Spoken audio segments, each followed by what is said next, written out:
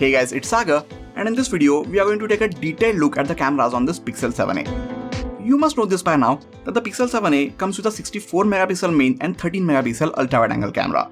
But do you know that this is the first time in 4 years that Google has upgraded the cameras on their A series phones? We all know how good the cameras on the previous A series Pixel phones were, so we are not wrong in expecting this 7a to take things even further.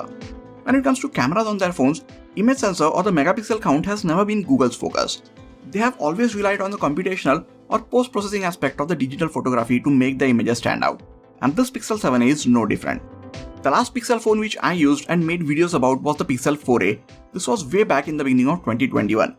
I skipped the Pixel 5a and 6a. So after over 2 years, I am really excited to check out and see how far the cameras on this Pixel 7a have come. Before we get to the image and video samples, let us check out a few more specifications about these cameras and take a brief look at the camera app interface. As I mentioned before, the main camera on its back gets a 64 megapixel Sony IMX787 sensor with f1.9 aperture, 26mm lens and optical image stabilization.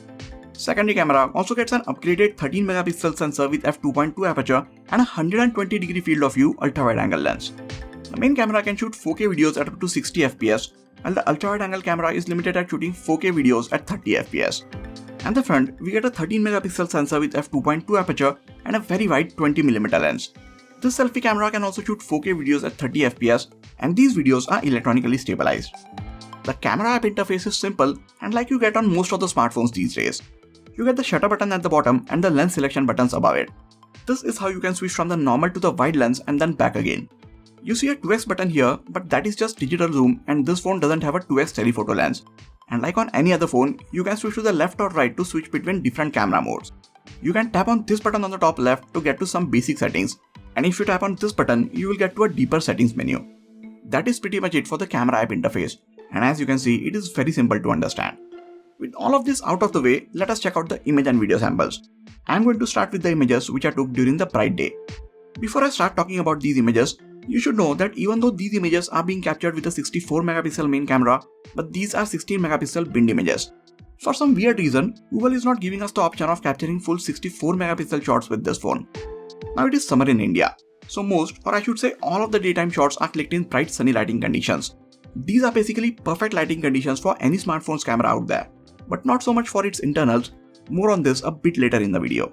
For now, try to concentrate on how good these images look. There are plenty of details packed in each of these images, and you can see that as I zoom in on these shots. There are amazing details in these indoor lighting conditions as well, and no matter how far I zoom in, you won't see any noise in these shots. Coming to the colors, they also look really good.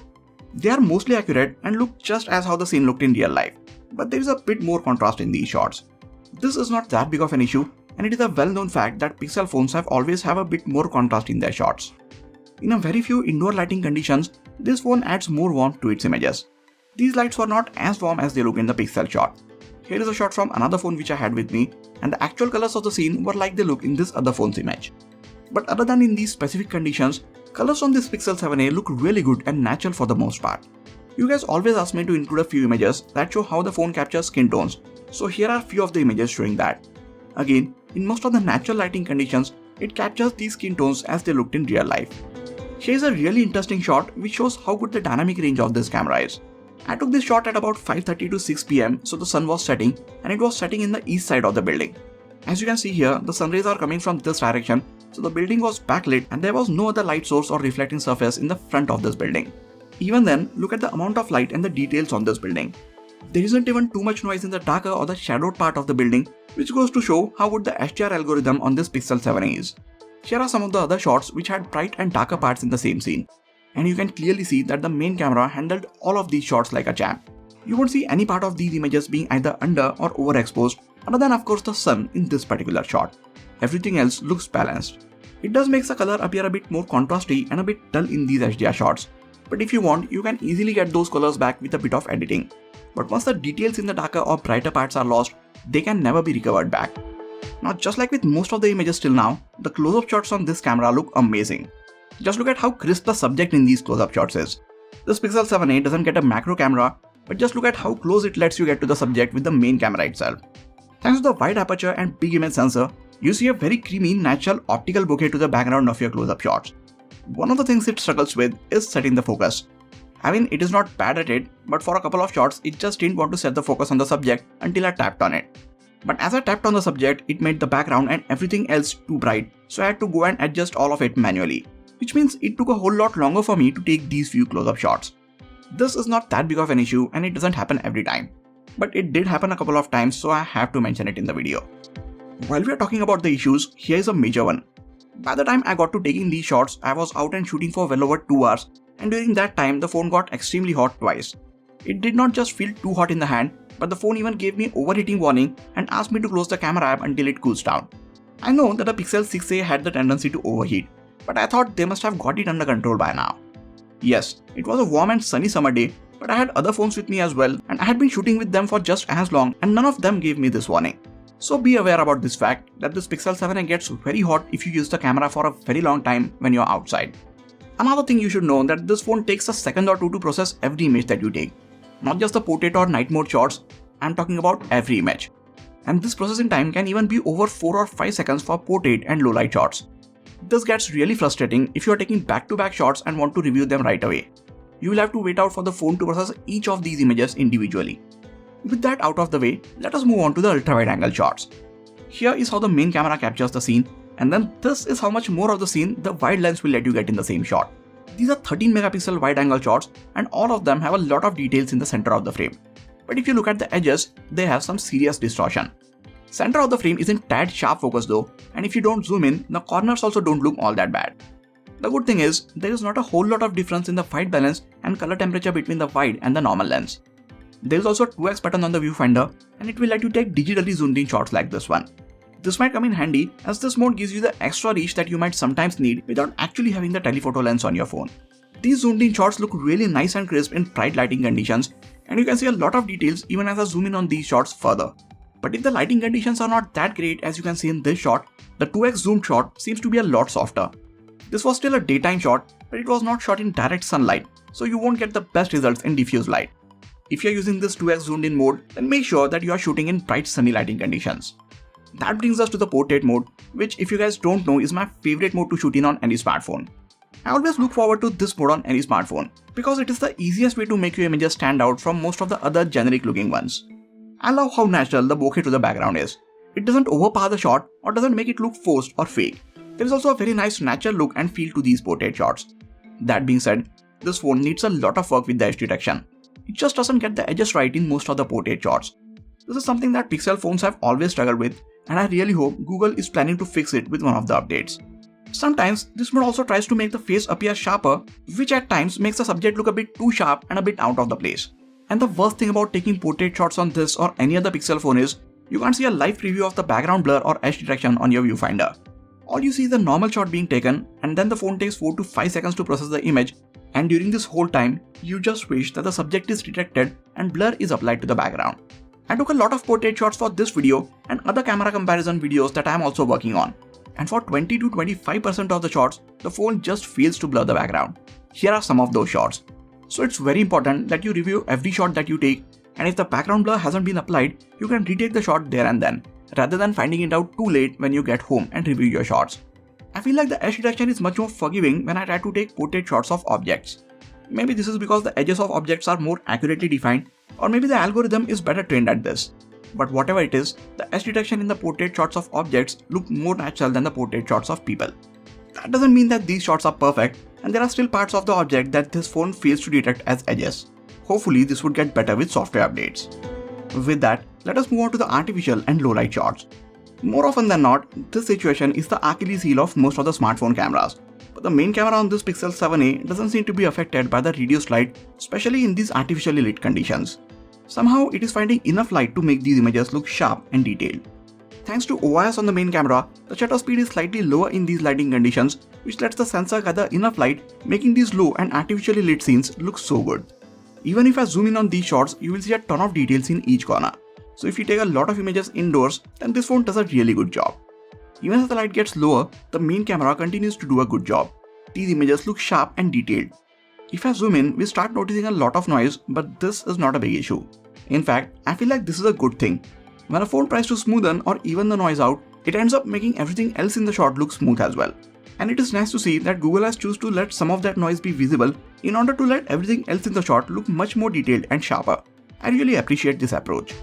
If you have a light source directly in your frame, you will see a bit of flares and ghosting in your shots, but this is nowhere as bad as we see in some of the shots on the recent iPhones. So if you have a light source in your frame, be sure to adjust and align your shot in a way that the flare and glare from the light is kept to a minimum. You can have this Pixel 7a set to take auto night mode shots if the light goes below a certain level. But for my shots, I like to have control over this, so I keep this setting turned off. Here is a shot without the night mode when the light was very low, and here is the same shot with the night sight mode turned on. Just look at the difference. I have seen some other people complain in their videos that there isn't a big difference in the images with and without the night sight mode. But that is probably because they are comparing images where they have the auto night mode turned on. So there isn't that big of a difference between their normal and the night side images. But as you see in these shots, there is a huge difference when you really have it turned on and off.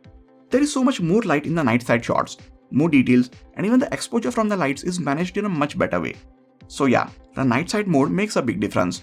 But at the same time, you will have to hold the phone steady for 3 to 5 seconds for it to capture all this light. And then the phone will take another 3 to 5 seconds to process this shot, which might end up being a much longer wait for a few impatient people. But I think the results that you get are well worth it. The wide lens by itself doesn't capture that impressive images in such low light.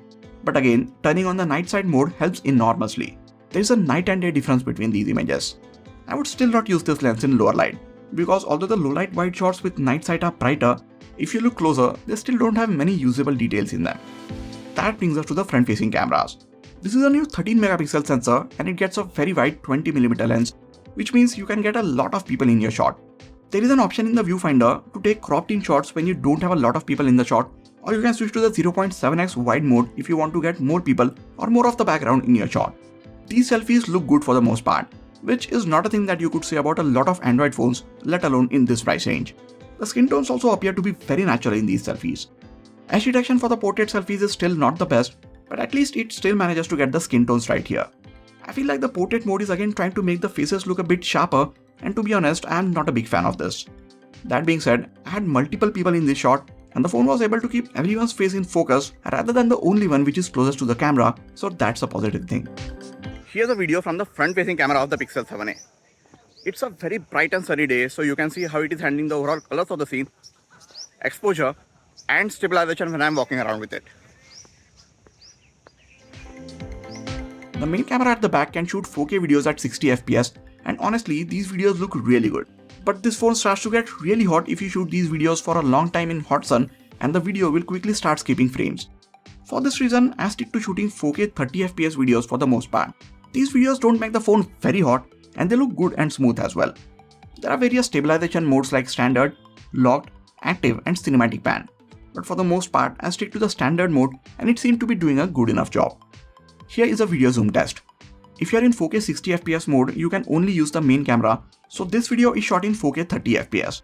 When shooting at this resolution, you can seamlessly switch between the ultra wide and the main lens, and you can keep on digitally zooming in further up to 5x.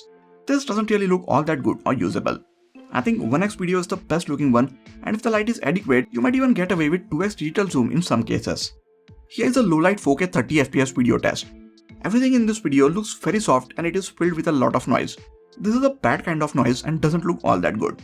You can also see a lot of jitters with each of the steps which I am taking. This is a relatively well lit low light situation and the video still looks this grainy, so this phone is not the best for shooting indoors and low light videos. With that, we have seen over 85 image and video samples from all the cameras on this Pixel 7a, and frankly, I'm impressed with it. I especially like the main rear and the front facing cameras.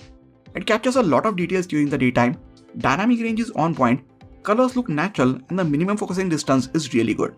It definitely needs some help with the portrait mode, and I hope Google can do something about the distortion towards the edges of the ultra wide angle lens. Other than that, the low light shots also look really good. These are of course my reactions and findings after looking at the images from the Pixel 7a alone. I will obviously have to compare its images with a few other phones and see where it stands in the comparison. But on its own, this Pixel 7a can take some amazing shots.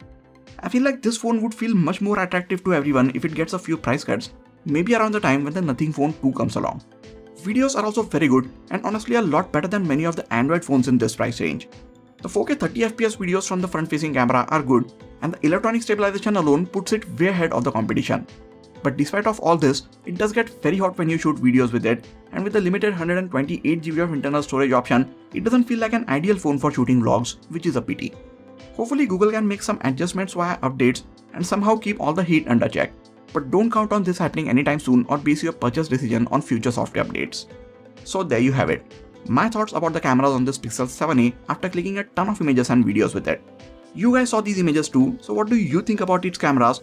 And if you have close to 40,000 rupees and you are looking for a new smartphone, would you spend it on this Pixel 7a? Let me know in the comments. I have a lot more videos coming out about this phone, so make sure you have the notifications for this channel turned on. That is it for this video guys. Please hit the like button if you enjoyed this video and subscribe to the channel for a lot more quality tech videos like this. You can also check out some of the other videos from this channel.